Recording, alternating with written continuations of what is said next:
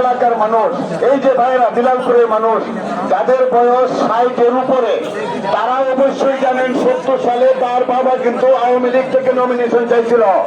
কথা সত্য কিনা? আওয়ামী লীগ থেকে নমিনেশন না পায় রাতারাতি তার সে পিডিপি থেকে পিডিপি পাকিস্তান ডেমোক্রেটিক পার্টি, যেটা রাজাকার আল বদরকে সমর্থন করেছিল, ওই পার্টি থেকে সে এমপি নির্বাচন করেছিল। কথা সত্য কিনা? দল বদল করা কিন্তু তার অভ্যাস, তার রক্তের সাথে মিশে গেছে দল বদল করা। ন্যূনতম স্বার্থের জন্য সে দল বদল করতে একটুকু চিন্তা করে না, মিনিমাম চিন্তা করে না। সে করেছে কি, তার বাবা সংগ্রামের পরে দেশ স্বাধীন হওয়ার পরে জাতীয় দল গঠন করছে। তার বাবাও কিন্তু বহুবার জিয়াউর রহমান সাহেবের সাথে প্রতিদ্বন্দ্বিতা করতে পারে নাই, শেষ পর্যন্ত চেয়ারম্যান হইতে পারছিল কিনা আমি জানি না। দিলালপুরের চেয়ারম্যানই তো দাঁড়াইছেন কিনা, তাও পারে নাই। তার কারণ জনগণ তাদেরকে পছন্দ করে নাই। আর সে করেছে কি, তার ছেলে এহসানুল হুদা, উনি হলো চাল টাকার ব্যবসা শুরু করে দিচ্ছে।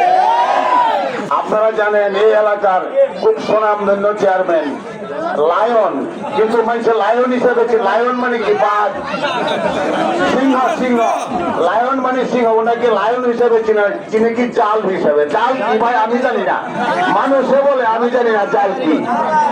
এক জাল আছে মাছ ধরার জাল, আর বাকি জাল আমি জানি না। আচ্ছা, ওনাকে সেই বলে মানুষে খুব চিনে। ওনার দলে নিচে না মালা পরাইছে ভাই। মালা পরাইলে যদি বিএনপি, উনি কি বিএনপি?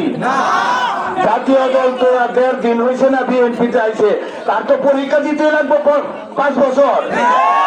ইকবাল সাহেব পরীক্ষা দিচ্ছে 25 বছর। 25 বছর পরীক্ষা দিয়ে ইকবাল সাহেব আজকে এমপি প্রার্থী হয়েছে। সে হইলো 1.5 দিন হয়েছে না, চাল টাকা নিয়ে আইসা দল বদল করে এমপি হয়ে যাবে। বন্ধুগণ, আপনারা এই বিষয়গুলি একটু বিবেচনায় নেবেন।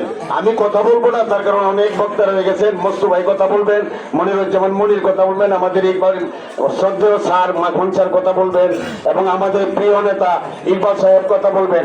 উনি যত দল ছুট আছে সব আইনে ওনার দলে ফিরাইছে, মানে ওনার একটা দল ছুটের দল। আপনারা জানেন হুমায়ুপুরের হেলাল খান এই যে গরমের দিন ঘুরাইছে, সে নাকি বিএনপি, বিএনপি, মানে চাল টাকার যত শর্ত আছে উনি সব নেওয়া শুরু করছে। এই হলো ওনার নির্বাচন। ভাই সব শেষ কথাটা বলে ফেলি, সব কথা শেষ কথা হলো, আপনারা যারা রাস্তায় দাঁড়িয়ে কষ্ট করতেছেন, আমরা এমন কোন বাহাদুর না যে আপনাদেরকে একেবারে আপনাদের চেয়ে আমরা উচ্চ, তা না। আমরাও আপনাদের মতো কষ্ট করে আজকে দুইটা কথা বলার জন্য শুধু এখানে দাঁড়াইছি। শেখ মুজিবুর রহমান ইকবাল সাহেব 25 বছর যাবৎ কিন্তু রাজনীতিটা ধরে রাখছে। বাদল ভাই বলছি, আমরা কিন্তু 1 সালে তাকে দেই নাই, আমরা তার বিরোধিতা করেছি। মঞ্জু ভাই 1 সালে এমপি হয়েছে। এই পরীক্ষাটা দিতে দিতে আজকে শেখ মুজিবুর রহমান ইকবাল জনগণের ইকবাল হয়েছে,